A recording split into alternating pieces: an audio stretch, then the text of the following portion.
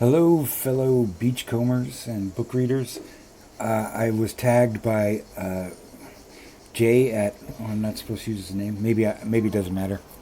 Just edit that part out. Faceless Book Reviews, because he likes to make me work. I was ready. I was gonna cancel my channel and quit doing this because last night I did a 38-minute video without hitting record. So that was pretty frustrating.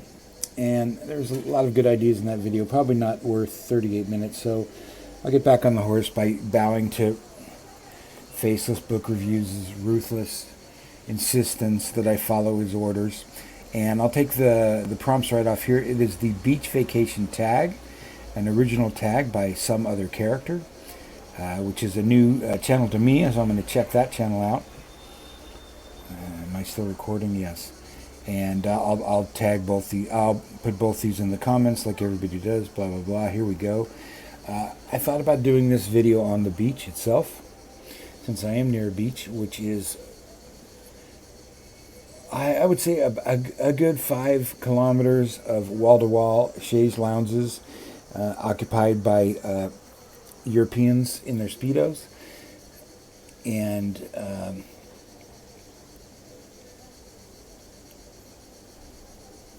And is responsible for my decision never to spend the summer at the beach again because it's just so crowded. But that's good. That's neither here nor there. Anyway, these are the prompts. It's about books on vacation. There's 6 prompts. Number 1, stranded. You're on a desert island for 1 week. You're going to get picked up. Which one book are you taking with you? Book only. Oh, that comes into play later. I'm going to do more than one answer for each one because I don't want to take the time to narrow it down.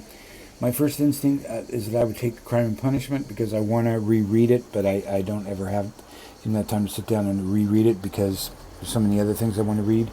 But I'm also going to mention the Japanese novel or novel sequence Musashi, and Faceless Book Reviews knows why I'm saying that.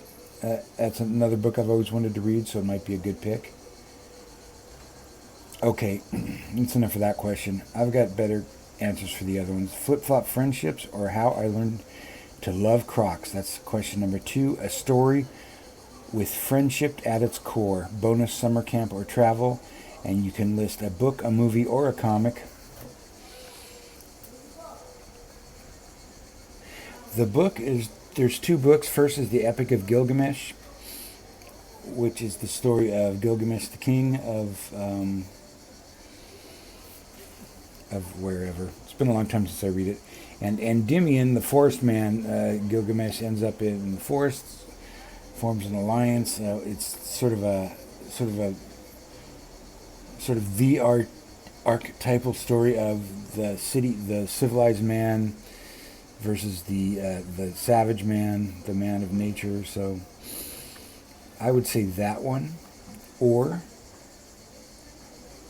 a book I always end up mentioning on any of these things, The Long Goodbye, the last or second to last book by Raymond Chandler about Philip Marlowe, in which he becomes friends and is betrayed by Terry Lennox.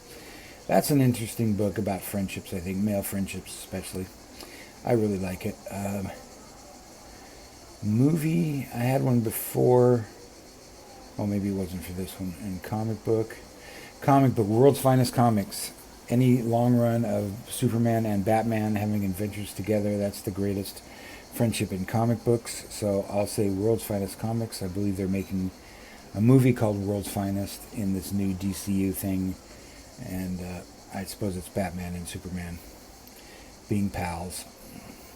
The Superman we have, plus some Batman to be named later, I think. Not Robert Pattinson. But I also thought I had a movie. There's plenty of good buddy movies. I'll say, just because I've been thinking about it a lot lately, Cops and Robbers, early movie written by and then adapted into a novel. It was on a screenplay by Donald Westlake about these 2 cops who are fed up with their lives as cops in New York City. Horrible, rundown, sweaty, hairy New York City of the 70s, and they're friends, and they plan a robbery. The cops and the robbers are the same person in that movie. Okay, so that was... Okay, Sunscreen Required. What book, movie, or comic burned you with hype but ended up disappointing you? Well, that used to happen to me a lot, especially when I got back into reading a few years ago and I wanted to try and catch up with a lot of different new writers that were popular before I just decided that was a waste of time, because there's so many disappointing. But one that stands out, and that's probably not even a writer that people even remember that much 10 years later, is a writer named Karen Armstrong, who wrote her first story collection came out. It was called Vampires in the Lemon Grove, and it was wildly praised as this new type of writing, and this really innovative literary / genre fiction. It was going to change everything and put everything on its head, and the stories were just kind of cliche and boring and dumb, not interesting at all. I really was curious to find out why people liked it. I never did find out. Similar to George Saunders, most of his fiction, his books would come out, Lincoln at the Bardo and others around that same time. I'd be going, I just don't get it. I just don't see what the big deal is. Although some of George Saunders' earlier stories I like.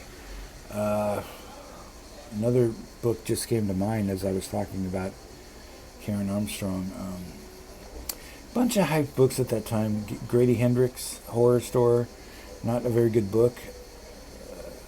A really good idea. A lot of books around that time, like Scalzi and different people, sort of meme writers, came out with these kind of trendy, catchy, eye-catching titles and goofy things like Red Shirts or whatever. But just always less than the hype. Stupid trend of those mashup books, mashup Jane Austen novels. Which my friends at the time seemed to really enjoy, like Pride and Prejudice and Zombies. Just a clever idea, but so what? Or even worse, by that same author, Abraham Lincoln, Vampire Slayer. Just dumb stuff. But it's all been pretty much forgotten now, so I guess it proves the point that it was just all hype on those things. And I'm sure there's many more. I tend to not rush out to read any new books. This was actually what my video last night that was lost was about, so maybe I'll get back to the subject sometime. How it just seems like the old books are better, and I'm fine with that because I'm discovering more and more old authors that I've never read before.